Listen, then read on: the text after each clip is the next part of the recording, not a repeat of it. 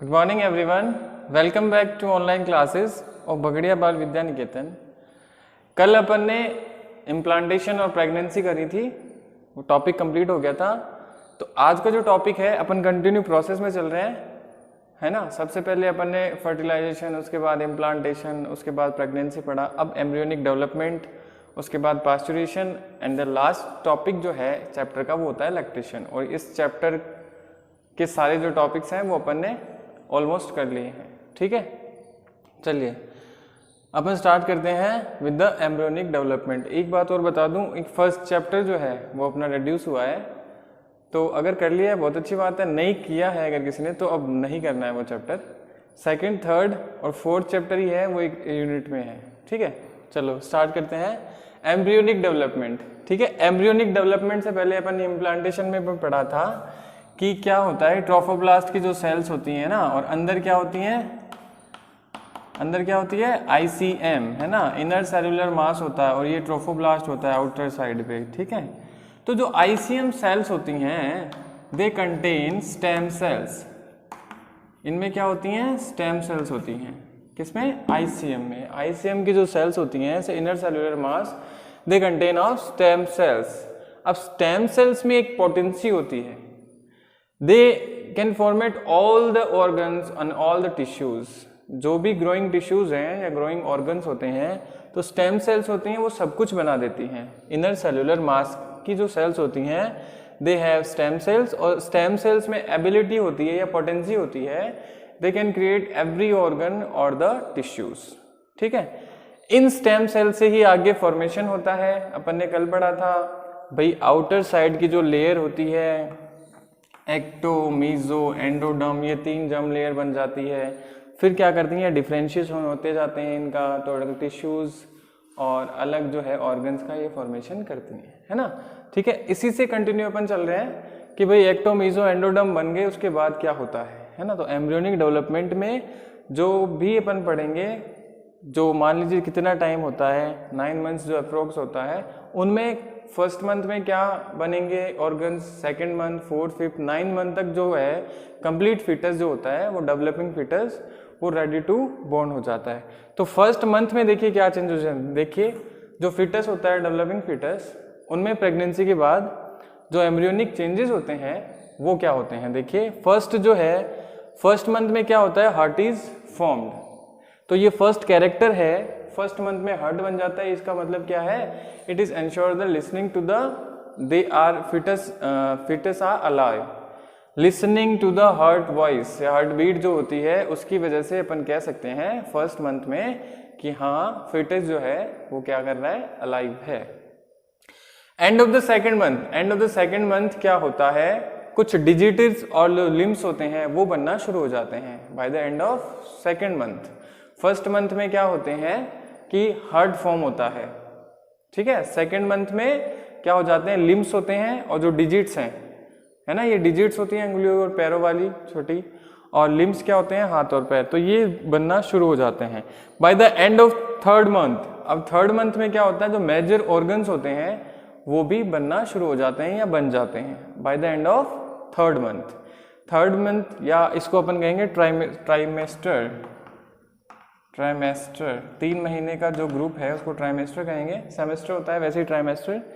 तो ये 3 महीने का जो एक ग्रुप होता है, by the end of 3 months the major organ system are formed. Major organ system जो होते हैं वो फॉर्म्ड हो जाते हैं, ठीक है। नेक्स्ट है by the during the fifth month. Fifth month में क्या होता है, फर्स्ट मूवमेंट है वो ऑब्जर्व करा जाता है, and the appearance of hair on the head.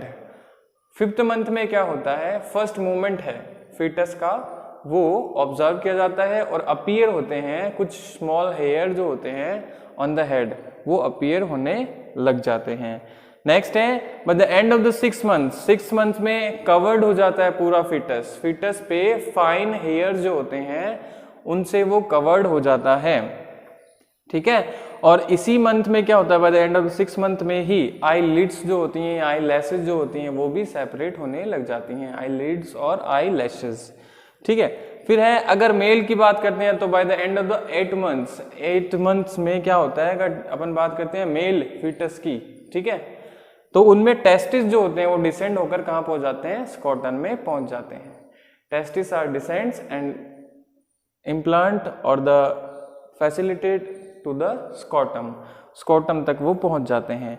और लास्ट है by the end of the 9th month, 9th month जो होता है वो क्या होता है, पूरा डेवलपिंग एम्ब्रियो हो जाता है and these they are the ready to birth, और वो बर्थ के लिए क्या हो जाता है, रेडी। ठीक है, तो ये है एम्ब्रियोनिक डेवलपमेंट। फर्स्ट मंथ में हार्ट फॉर्म होता है, सेकेंड मंथ में लिम्स और डिजिट्स, थर्ड मंथ में major organ system, fifth month में क्या होते हैं, फर्स्ट मूवमेंट होता है। ठीक है, फर्स्ट मूवमेंट और कुछ हेयर होते हैं, फाइन हेयर्स, वो दो हेड पे वो भी शो होने लग जाते हैं। 6 मंथ्स में क्या होता है, फाइन हेयर की कवरिंग हो जाती है, आईलिड्स और आईलैशेस सेपरेट हो जाती हैं। 8 मंथ्स में टेस्टिस मेल की अगर बात करते हैं तो वो स्क्वाटम में डिसेंड हो जाते हैं। 9 मंथ्स में जो फीटस होता है वो रेडी टू बॉर्न हो जाता है। ठीक है, ये है एम्ब्रियोनिक डेवलपमेंट। अब इसके जस्ट बाद रेडी टू बर्थ मीन की बर्थ होगा, चाइल्ड बर्थ, उसको अपन क्या कहेंगे, पास्चुरेशन कहेंगे। ठीक है, रेडी टू बर्थ या जो चाइल्ड बर्थ होता है उसको कहेंगे अपन पास्चुरेशन। तो नेक्स्ट इसी के बाद जो प्रोसेस है वो आती है parturition. Parturition it is known as the delivery of the fetus, delivery of the fetus. First month से जब फर्टिलाइजेशन हो जाता है, इम्प्लांटेशन हो जाता है, उसके बाद जब तक डिलीवरी होती है तो वहाँ तक का जो टाइम पीरियड होता है वो अप्रोक्स, ह्यूमन जो प्रेगनेंसी होती है वो 9 मंथ्स की होती है, और ये पास्चुरेशन जो होता है, डिलीवरी ऑफ फिटस, ये भी 9 मंथ्स का होता है। तो टाइम पीरियड होता है 9 मंथ्स का, उसे कहते हैं गैस्टेशन पीरियड। क्या कहेंगे, गैस्टेशन पीरियड। मीन्स कि फर्टिलाइजेशन, इम्प्लांटेशन हुआ, उसके बाद एम्ब्रियोनिक डेवलपमेंट हुआ, फर्स्ट मंथ टू 9 मंथ, ये क्या होता है, गैस्टेशन पीरियड। ठीक है, गैस्टेशन पीरियड। अब इस दौरान क्या होता है, देखिए जो वाइग्रस कॉन्ट्रैक्शंस होते हैं, बहुत ही ज़्यादा कॉन्ट्रैक्शन होने लग जाते हैं in the uterus because of the, ये क्या होती है, जो पास्चुरेशन होता है एक न्यूरो एंडोक्राइन मैकेनिज्म होती है, न्यूरो एंडोक्राइन मैकेनिज्म होती है। तो न्यूरॉन्स जो होती हैं वो जो यूट्रस की या अपने जो न्यूरॉन सिस्टम होता है, नर्वस सिस्टम, वो उनको क्या करती हैं, कॉन्ट्रैक्शंस देती हैं, कॉन्ट्रैक्शन प्रोवाइड कराती हैं, जिसकी वजह से फीटस जो होता है वो एक्सपल्स हो जाता है या उसकी डिलीवरी हो जाती है। ठीक है, अब इसी दौरान क्या होता है, जो लेटर फेज में अपन ने पढ़ा था प्रेगनेंसी की में कि भी रिलैक्सिन है हार्मोन ओवरी से, वो क्या होते हैं, सिक्रेट होने लग जाते हैं। रिलैक्सिन हार्मोन्स क्या करते हैं, जो भी प्यूबिक सिम्फाइसिस होता है, प्यूबिक सिम्फाइसिस होता है जॉइंट, उसको क्या करते हैं, वो थोड़ा सॉफ्टन कर देते हैं बिकॉज ऑफ द जो डिलीवरी है बेबी की वो इजीली हो जाती है। प्यूबिक सिम्फाइसिस जो होता है उसको सॉफ्टन कर देता है रिलैक्सिन, जिसकी वजह से डिलीवरी जो होती है वो इजीली हो जाती है। नेक्स्ट देखिए, फीटस और जो प्लेसेंटा होते हैं उनमें बहुत ही कॉन्ट्रैक्शंस लगते हैं। कॉन्ट्रैक्शंस क्या होते हैं, जनरेट होने लग जाते हैं, जिसको कहते हैं foetal reflex ejection, foetal ejection reflex. Foetal ejection reflexes जो है वो स्टार्ट होते हैं, इनकी वजह से ही डिलीवरी जो होती है वो होती है।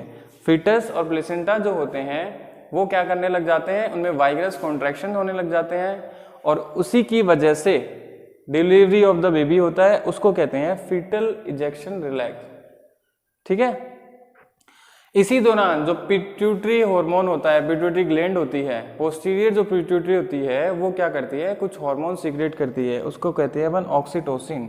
रिलैक्सिन और ऑक्सीटोसिन। ऑक्सीटोसिन क्या करता है, जो भी मसल्स हैं, यूट्रस मसल है ना, उसको क्या करता है, रिलैक्स करने के काम में आता है, जो सॉफ्टन कर देता है टिश्यूज को, ताकि जो भी इजेक्शन रिफ्लेक्स लग रहे होते हैं वो आसानी से क्या हो जाए, इजीली कॉम्पिटिट रहे, बन जाए। ठीक है, ऑक्सीटोसिन क्या करता है, जो भी रिफ्लेक्शंस आते हैं या रिफ्लेक्स बनते हैं ड्यूरिंग द प्रेगनेंसी या फीटल इजेक्शन रिफ्लेक्स जो होते हैं, वो ऑक्सीटोसिन हार्मोन क्या करता है, उनको बनाए रखता है, उनको मेंटेन करता है। लास्ट जो तो है अपना कि जब भी डिलीवरी हो जाती है, जब डिलीवरी हो जाती है तो प्लेसेंटा जो होता है वो भी एक्सपेल्ड आउट हो जाता है। प्लेसेंटा भी क्या हो जाता है, एक्सपेल्ड आउट हो जाता है। तो ये है अपना पास्चुरेशन या गैस्टेशन पीरियड। लास्ट टॉपिक जो है वो है अपना लैक्टेशन। अब क्या होता है, पास्चुरेशन होने के बाद, डिलीवरी के बाद जो फीमेल मदर्स बॉडी होती है, फीमेल बॉडी होती है, उनमें सेवरल चेंजेस जो हैं वो आ जाते हैं। सेवरल चेंजेस में भी अपन बात करते हैं तो जो मेमोरी ग्लैंड्स होती हैं वो डिफ्रेंशिएशन होना शुरू कर देती है आफ्टर पास्चुरेशन। ठीक है, जब डिलीवरी हो जाती है तो मेमोरी ग्लैंड्स क्या करती है, डिफ्रेंशिएशन होना उनमें शुरू हो जाता है। डिफ्रेंशिएशन जब शुरू हो जाता है तो मेमोरी ग्लैंड्स क्या करती है, मिल्क प्रोड्यूस करना शुरू कर देती है, मिल्क प्रोड्यूस करना शुरू कर देती है और उसी को अपन क्या कहते हैं, लैक्टेशन कहते हैं। मिल्क प्रोड्यूस करना शुरू कर देगी मेमोरी ग्लैंड्स तो उसको अपन कहते हैं लैक्टेशन। ठीक है, अब इस मिल्क प्रोडक्शन शुरू होने का जो समय होता है, शुरू होने का समय होता है वो होता है इनिशियल जो टाइम होती है उसमें जो भी मिल्क प्रोड्यूस होता है उसको कहते हैं कोलेस्ट्रम। क्या कहेंगे, कोलेस्ट्रम। जो इनिशियल डेज होते हैं, लेकिन लैक्टेशन जो चल रहा है, लैक्टेशन में क्या होता है, कोलेस्ट्रम जो होता है वो इनिशियल डेज में मदर्स क्या करती है, सीक्रेट करती है ना। इनमें क्या होता है, सेवरल एंटीबॉडीज होती हैं और कुछ न्यूट्रिएंट्स होते हैं। सेवरल न्यूट्रिएंट्स की अगर बात करते हैं या एंटीबॉडीज की बात करते हैं तो IgA जो होता है वो एंटीबॉडीज इसमें कंटेन रहता है और ये इम्यूनिटी बनाता है। ठीक है, जो कोलेस्ट्रम होता है वो जो न्यूबॉर्न होता है उसमें इम्यूनिटी प्रोवाइड कराता है या इम्यूनिटी जो है वो बिल्ड करता है। ठीक है, तो ये अपना जो लैक्टेशन का टॉपिक था वो भी कंप्लीट हो गया है। अपन ने पढ़ लिया embryonic development, parturition and the last topic था इस चैप्टर का वो अपन ने कर लिया लैक्टेशन। ठीक है, नेक्स्ट चैप्टर जो है वो अपन स्टार्ट करेंगे नेक्स्ट क्लास में। All the best.